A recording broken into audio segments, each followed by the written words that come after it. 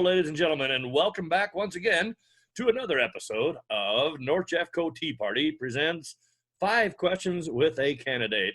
And we are very honored right now today to have as our guest in studio, and by that I mean at his house, Casper Stockham, who is a congressional candidate for the 7th Congressional District. Nice to have you with us, Casper.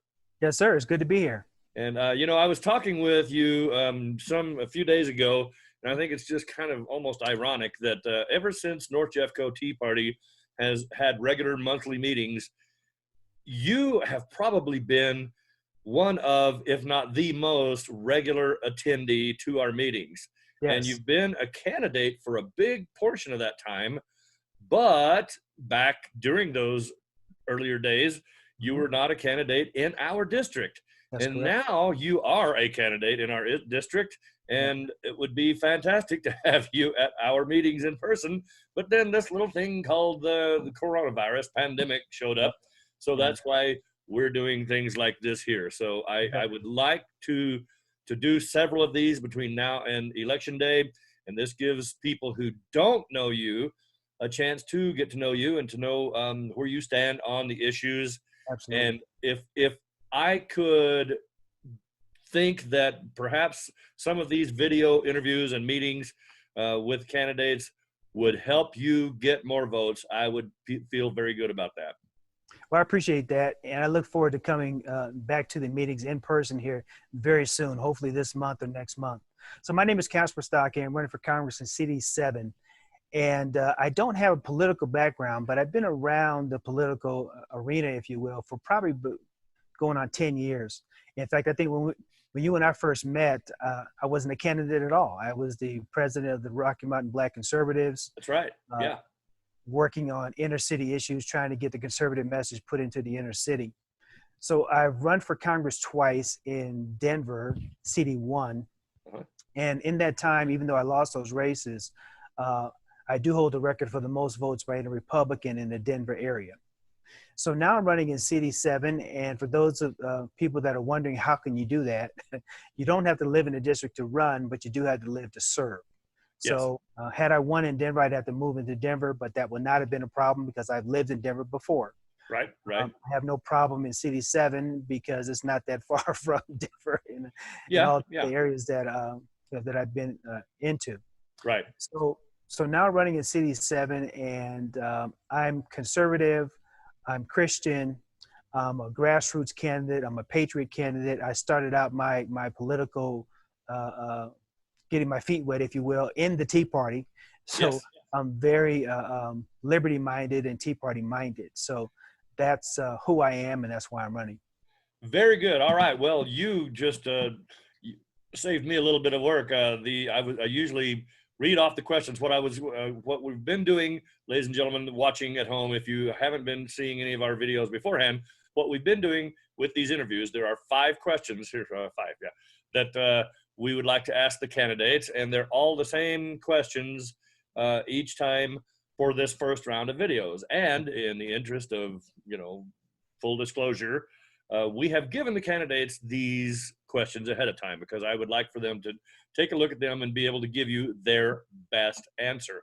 Mm-hmm. So with that in mind, what we would have probably done, or what we have done with every candidate, is give a little biography from the candidate, and we've gotten that with Casper. So Casper, the first of the 5 questions is, in as brief an answer as possible, what in your opinion is the proper role of government? So our federal government should have a very limited role in our lives. They should be controlled by the Constitution, and they're not. They should be supporting states more, and they don't. Yes. They should be really focused on the high-end stuff, life, liberty, and pursuit of happiness kind of stuff. But over the years, they have become more and more involved in our lives, and now we are seeing this play out with this coronavirus and how much control they have over our lives. I mean, I'm astounded by the ease at which they were able to literally shut the entire country down Right. and have us as patriots, even though we're armed, we just went home and said, okay, we just, Yeah, it was, you and I were talking earlier about how disappointed we both are that's all it took, yeah, for people to just cower at home and be sheep. And believe me, folks, I know that Casper and I both don't want anyone to get infected with this horrible virus, but it's certainly not uh, on the magnitude that we've been told that it is. no, the numbers have been wrong almost from day one. Yes. And I'm a little disappointed with the folks that are around the president, because I don't think he's getting all the proper information to make intelligent decisions. Now, he's been doing a really good job, and I think we'll get into this here shortly. But the numbers as far as the coronavirus are proving to not be correct. So Right. that means we should change our game plan, and we should open up our states immediately. We don't have to worry about social distancing anymore. We don't have to worry about masks anymore. We just need to get back to work, because if we destroy our economy, a lot more than 80,000 or even 100,000 people are going to perish. Yes. We'll have 500,000, 1 million people perish. And like you and I have also discussed earlier, the flu is a horrible thing, and every year, every flu season, we lose American lives for this. And that's not to say that it's okay. That's not to say that it's justified and it's just something we have to learn to accept. But it is kind of a fact of life that every year, every flu season, Fortunately. and you made a great point when you and I were talking earlier that the H1N1 virus, the flu virus, is still currently today killing people. Still killing people. And it's sad, it's unfortunate, but it's a fact of life. And, someone was saying, a friend of mine had a pretty good comment that he said, a buddy of mine says that no mortality rate is acceptable. And he said, I hated to have to tell him, but in general, the human race has a 100% mortality exactly. rate. None of us are getting out of this alive. That's a yeah.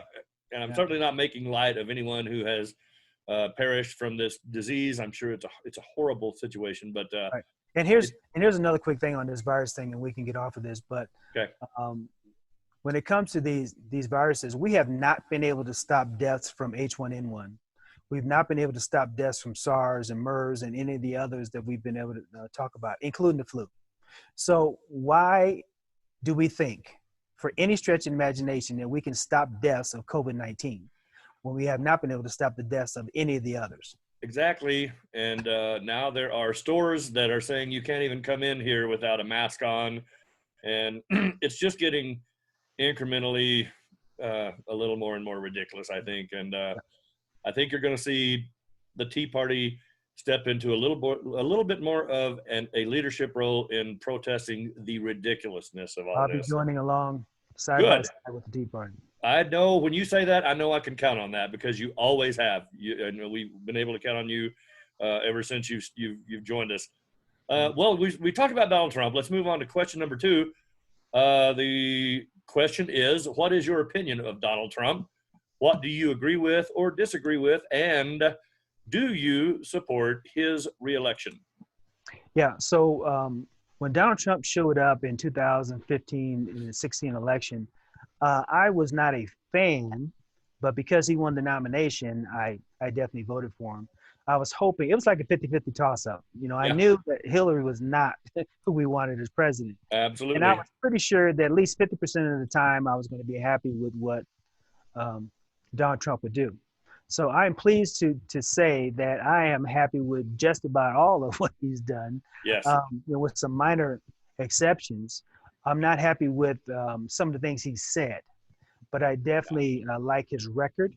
I like the fact that he moved the capital of Israel to Jerusalem. Me too. I like the Supreme Court choices. I like the First Step Act and the Second Chance Act for the inner city communities. Yes. I like that he has been a phenomenal president when it comes to really helping the Black and Hispanic communities. So I support him 100%, especially when the choices are Joe Biden. Oh my goodness! And the previous choice was Hillary Clinton. So so I support him 100%. Now good. We may bump heads a little bit. It's not going to be much of a bumpy head because I'm not the president. But I believe we should be opening up our country immediately.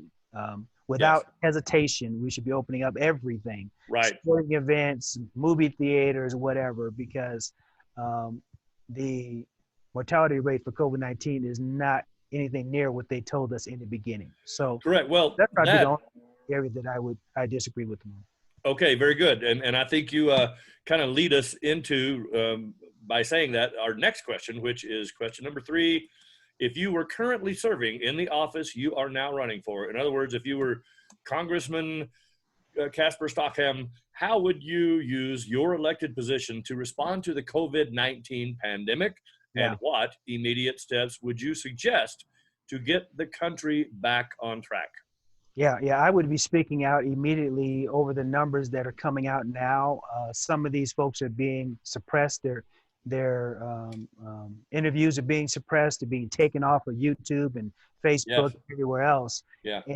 And most of the time when that happens, I have found those to be very credible and truthful comments. Yes. But YouTube and Facebook they're not platforms anymore. They are publishers, and they are deciding what is and what is not true on their platform. Right. So I would also be pushing for them to be classified as a publisher, because that's how they're behaving. So if they want to behave like that, that's fine. Right. But they shouldn't be able to do that as a platform. And just don't pretend to be unbiased. Yeah. Exactly. Yeah. So yeah, I would be speaking out and making sure those kind of voices are heard more prominently, when it comes to COVID-19 or any of these other things. Right. Well, now, do you think when it comes to getting back to normal, opening up America, opening up Colorado, Yeah. Some of these decisions, some people feel like it's more appropriate to leave these decisions up to individual governors. And some people say, well, no, this needs to be an executive decision from the White House. Yeah. I don't know. All that being said, do you feel like there needs to be a day that's set, like, May the 15th or whatever, that we're now open then? Or should it be more of a step-by-step kind of an incremental thing?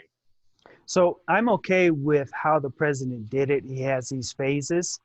I think those are guidelines. Okay. Governors can decide to open up, and some states and governors have decided to open up. In fact, some states never closed down. Right. That's right. South Dakota and some of the other states never closed down, or they may have had some limited closures of a couple, 2 or 3 different industries, but nothing major.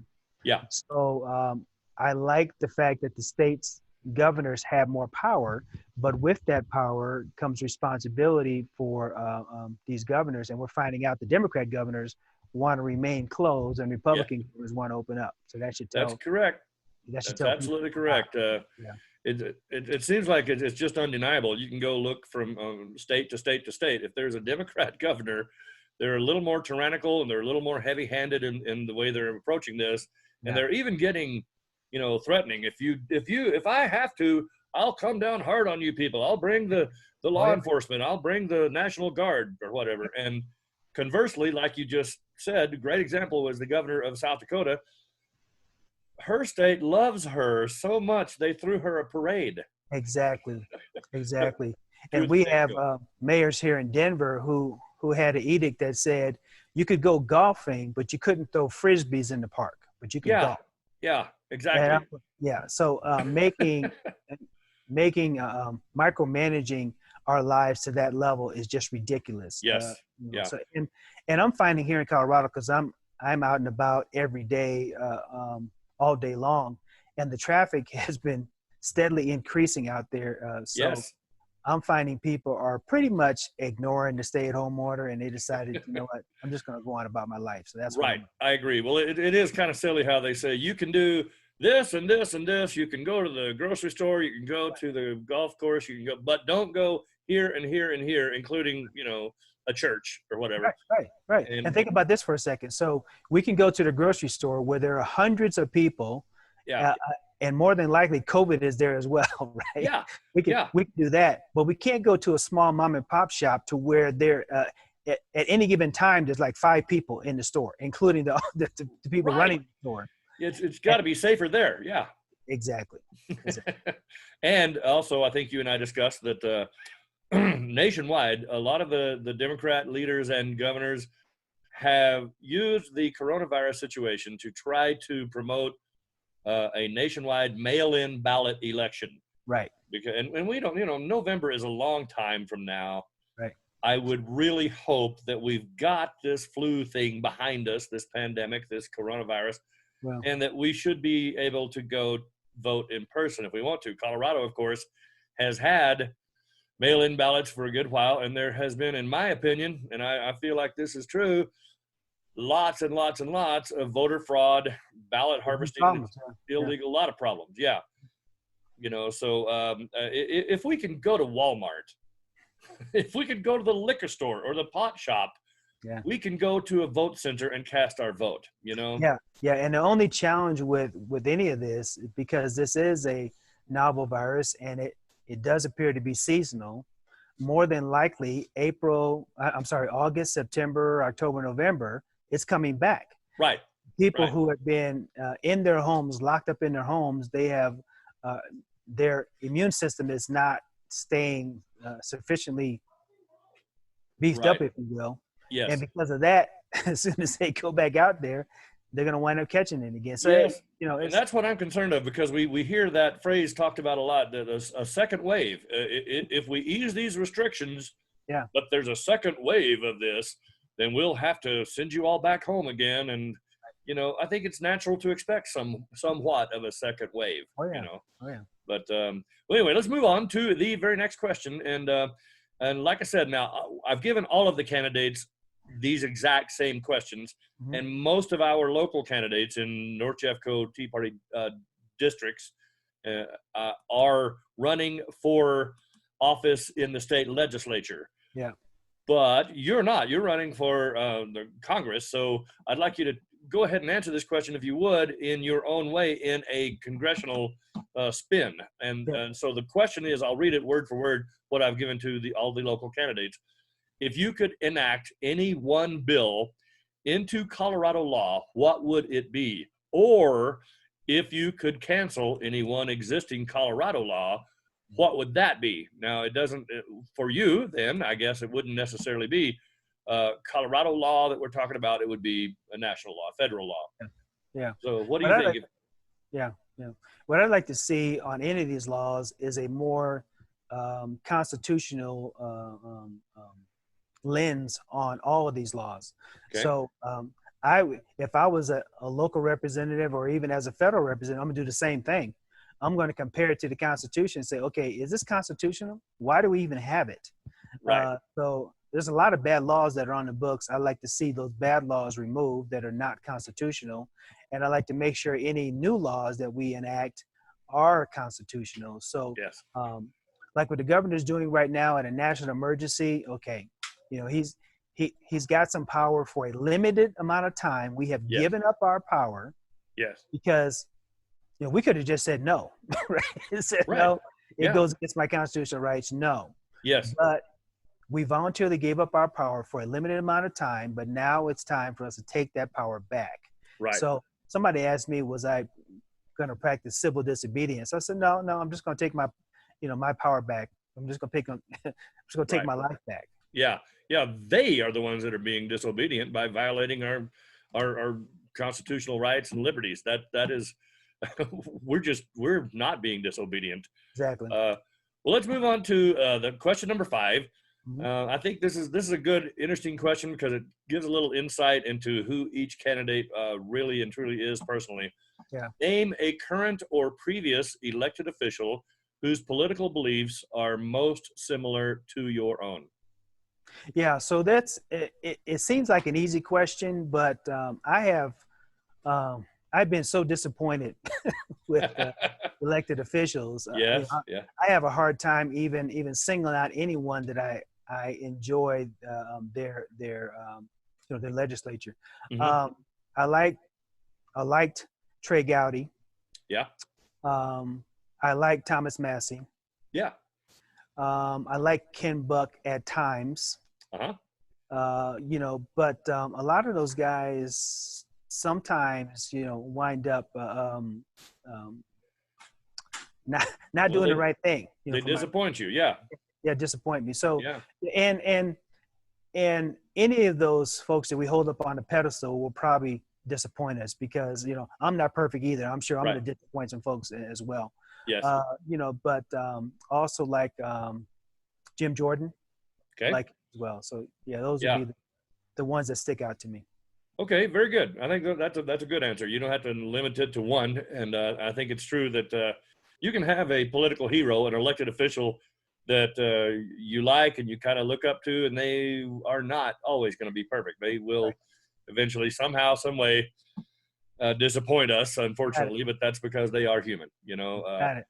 So far, there's been one perfect human, and he's not running for office because he doesn't need to. We weren't fortunate enough to have him in Congress, But well, okay. So final questions is not really a question, but we've been doing this with all the candidates. You have 30 to 45 seconds to give your elevator speech in order to convince a constituent to vote for you. Now, some of the people who are watching this may not be familiar with the term elevator speech. It's exactly what it sounds like. If you should, hypothetically get on an elevator and another person is there and they wind up being someone who is in your district, they are your constituent, or there would be if you got elected. And so you have just, I don't know, a few seconds until the elevator opens back up to convince them that you are the person they should vote for. We'd love to hear your elevator speech, and I know that it often changes as we get closer to Election Day. And please don't forget, if you would please, Casper, and I'll shut up here in about an hour and let you talk. Before you finish up this interview, I would love for you to explain to the viewers, the voters, how they can contact you, how they can help your candidacy, your campaign, how they can donate money, because this takes money, ladies and gentlemen. And if you think only $5 or $10 or $20 or 30 or 40 or 50 is not enough to make a difference, it really does. Even send $20. Yeah. If you have a candidate that you love and you think they speak for your values, just put $20 in the mail to them, 25, 30, 40, 50. And you can do other things. You could do one of these. You could host a video interview with Casper and show your friends. That would be kind of your version of having a meet and greet at your house, or you could do other things. So don't forget, if you would please, Casper, at the end of your elevator speech, please let us know how people can help your campaign and what your website is and how they can help you. Yeah. So, folks, we have found out very, very quickly how quickly our freedoms can be taken away from us. We need somebody that is going to be on guard, the watchman on the wall, if you will, watching these rascals in the swamp, in D.C., making sure that they don't take our rights away. Freedom is a fragile thing, and we're finding out that it can be snatched away at a moment's notice. So I'm the candidate, I'm the grassroots candidate, I'm the conservative candidate, I'm the Christian candidate that's going to be making sure, keeping an eye on things for you and for my family as well, to make sure that our freedoms are upheld and and that we're not taken advantage of. I need your help. I need your support. You can go to casperforcolorado.com. That's Casper for FOR Colorado.com. I need your help. I need your support.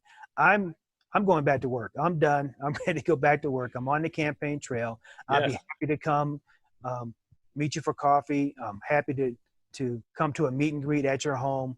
I'm ready to get back to work, and I'm ready, and I need your help and I need your support to make that happen. So casperforcolorado.com. Thanks. Very good. Well, thank you, Casper Stockham, running for Congress in the 7th Congressional District. I've known Casper for quite a few years, ladies and gentlemen. He has been a regular attendee at our Tea Party meetings. He was Tea Party, I think, officially before I was a Tea Party leader, and he has never changed. He's never wavered. I've heard him give a lot of speeches, and there's never been once that I said, oh, I can't really agree with him on that. I'm always right with him, right down the line on every issue. And Casper, you've heard me say this at many of our meetings. Yeah. The North Jeffco Tea Party does not endorse candidates. What we do instead is this. We will have, like we call it, a job interview or applying for a job. Yeah. But I will say personally, Jimmy Mack, I would love to see you get elected, and we will do what we can to get your message out to the people. So Appreciate thank you for joining us, and you look good, man, for someone who's been locked up in your house for all these. I've had to wear a hat because I need a haircut so badly. I was telling Matt Durkin recently, I have a weird situation because I'm losing my hair and I need a haircut really bad. So I used to get up and wake up and comb my hair and I'm ready to go. Now I get up and put on a hat and comb my beard. So yeah.